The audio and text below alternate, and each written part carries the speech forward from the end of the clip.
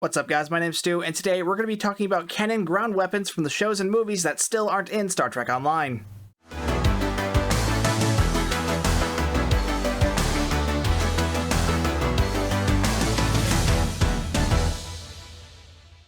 Doing research for my last video really pointed out to me just how many canon ground weapons still aren't in the game, so I've been kind of hyper-focused on this topic, so that's going to be today's video. The first weapon we're going to be talking about is the Next Generation Hand Phaser. Now, technically this is like 4 or 5 different weapons because there's several different versions of this weapon. There's the old Dustbuster from early Next Generation, then there was the more sleeked out model that they used throughout the rest of the show, and then there was the newer one that they used in DS9 and Voyager and First Contact, and then there was the even sleeker version in Star Trek Nemesis. Even Star Trek Lower Decks is using their own version of this phaser, and none of these are in the game yet. Now, the stock Starfleet weapons, the base versions that have been out since the beginning of the game, the pistols for those do kind of resemble these weapons, but, I mean, they're definitely not replicas, and that's what we want. We want the replicas so we can go full Space Barbie.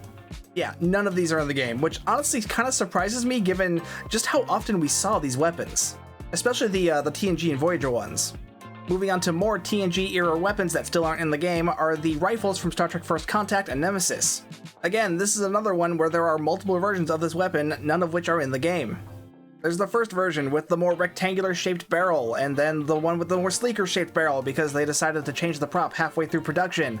And there's also the one with the grip on the barrel that they used in the EVA scene. That one's my favorite, by the way.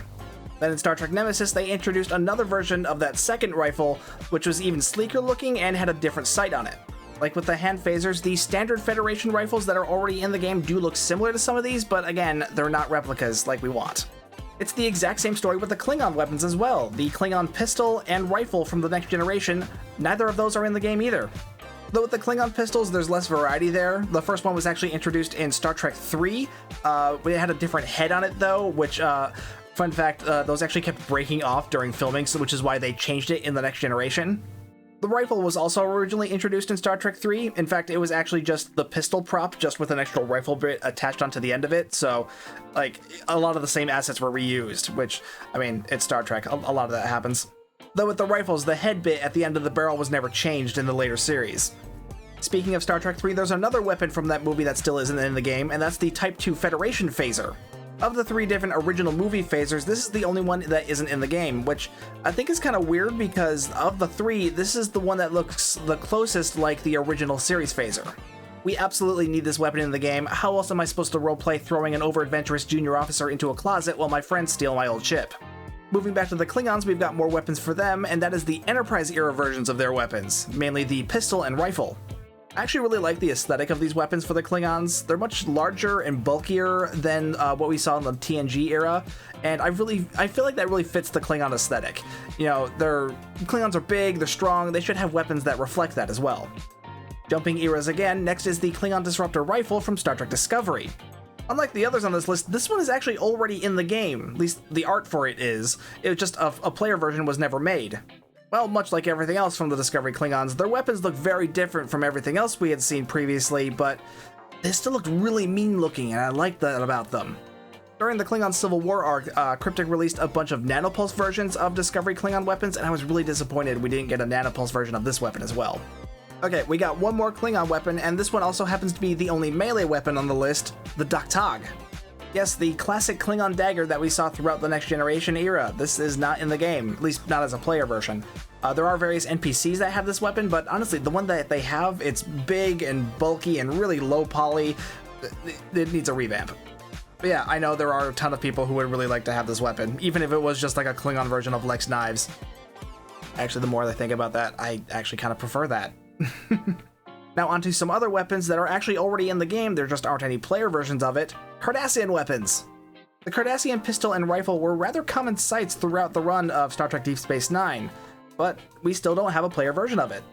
We have several playable Cardassian ships, we have Cardassian captains, which even get access to their own Cardassian uniform costume, but Cardassian Space Barbie is not complete without these weapons. The next weapon on here is only on the list because I knew if I didn't include it, a bunch of you would yell at me, and that is the Veron T Disruptor. Frankly, I don't really understand the hype behind this one. It was a prototype, only 5 were made, 4 of which were owned by Kivas Fajo. This weapon was also banned in the Federation for the brutal way it kills people, literally tearing someone apart from the inside out at the molecular level, making it a relatively slow and excruciatingly painful way to die. And if that last one is your reason for wanting this weapon in the game, go seek some therapy. Jesus Christ, that is messed up, man. From a production standpoint, this prop was really nothing special. It was used both before and after the Verontes episode a number of times. It was really just one of those generic weapons that they would give to aliens or civilians. I don't really understand why y'all want it, but there, it's on the list. Don't at me about it.